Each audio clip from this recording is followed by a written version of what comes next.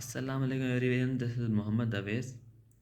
आज हम monetary policy को डिस्कस करने जा रहे हैं कि मॉनेटरी पॉलिसी होती क्या है। मैं आपको पहले ही बता चुका हूँ, मनी सप्लाई को कंट्रोल करती है सेंट्रल बैंक, और सेंट्रल बैंक जो भी स्टेप्स लेती है अपनी इन्फ्लेशन कंट्रोल करने के लिए, इकोनॉमिक ग्रोथ करने के लिए, जो भी करने के लिए, उसे हम बोलते हैं मॉनेटरी पॉलिसी। तो मॉनेटरी पॉलिसी के कुछ टूल्स होते हैं, मेनली दो होते हैं। ओपन मार्केट ऑपरेशन, दूसरा होता है discount policy. Open market operation क्या होते हैं, इसमें दो चीज़ें होती हैं। एक ओपन मार्केट मार्केट परचेज होती है, दूसरी ओपन मार्केट सेल होती है। अब ओपन मार्केट परचेज में क्या होता है, central bank purchase securities from commercial bank, and open market sale में क्या होती है, central bank sale securities to commercial bank. ये है हमारी ओपन मार्केट।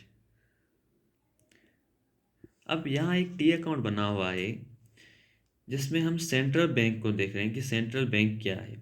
सेंट्रल हर चीज़ एसेट्स और लाइबिलिटीज़ पर बेस करती है। अब सेंट्रल बैंक के एसेट्स क्या होते हैं, उसकी सिक्योरिटीज़ और डिस्काउंट लोन। डिस्काउंट लोन क्या होता है, जब कमर्शियल बैंक स्टेट बैंक से लोन लेती है तो उसका अमाउंट एज़ कम्पेयर टू जो बाकी बैंक्स होती हैं वो कम होता है, तो उसे बोलते हैं डिस्काउंट लोन। और उसके रिजर्व्स जो होते हैं वो उसके लिए लाइबिलिटीज़ होती है, और जो करेंसी इन सर्कुलेशन है वो उसके लिए लाइबिलिटी है। लाइबिलिटी क्यों है, अब जब मैंने आपको पहले ही बता दिया था कि जब अमेरिका ने सब ले लिया था, यानी कि हमने अपना जो गोल्ड था वो हमने सेंट्रल बैंक को दे दिया, सेंट्रल बैंक ने आगे दे दिया। तो हम देख रहे हैं अपने लिहाज से, क्योंकि हम मैक्रो इकोनॉमिक्स में कंज्यूमर साइड देखते हैं, अपने लिहाज से तो हमारे लिए हमारा बारोअर कौन हुआ, स्टेट बैंक हुई। तो स्टेट बैंक की जो रिजर्व्स होंगे वो क्या होंगी, उसकी लाइबिलिटी।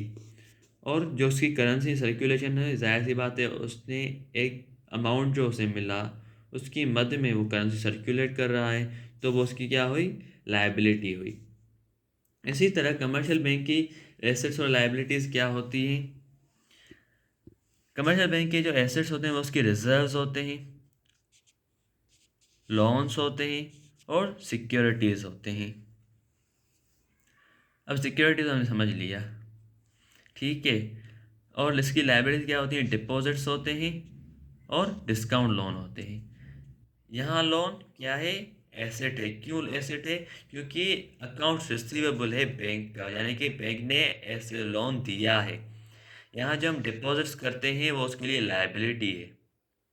इसीलिए जब हम पैसे जमा कराते हैं तो बैंक मैसेज आता है, your account has been credited, यानी कि हम तो डेबिट करेंगे, वो क्रेडिट करेंगे, क्योंकि उनके लिए वो लाइबिलिटी है। सही है। तो यहाँ एक सिचुएशन है कि what will be the effect of open market purchase of 100 million on money supply.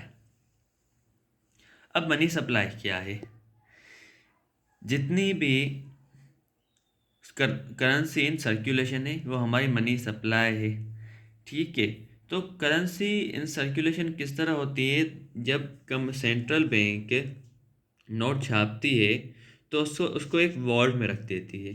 तो जब जिस वक्त तक वो वॉल्ट में है उसकी कोई वैल्यू नहीं है, क्योंकि वो सर्कुलेशन में नहीं है।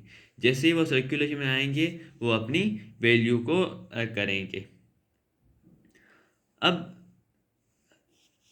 ओपन मार्केट परचेज हो रही है 100 मिलियन की। अब परचेज क्या होती है, सिक्योरिटीज को परचेज करते हैं, सिक्योरिटीज यहाँ प्लस हो गई, ठीक है। और यहाँ से सिक्योरिटीज माइनस हो गई कमर्शियल बैंक से।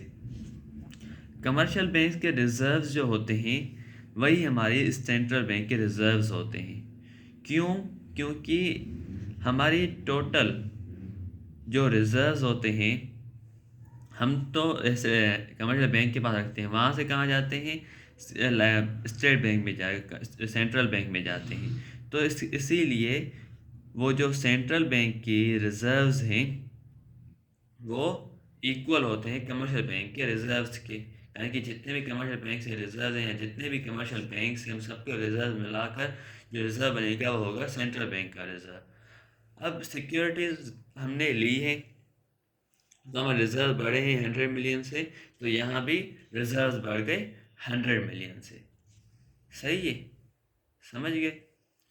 उसके बाद एक डिस्काउंट पॉलिसी क्या होती है, जैसे आपको पहले बता चुका हूँ, central bank change the discount rate to control the money supply.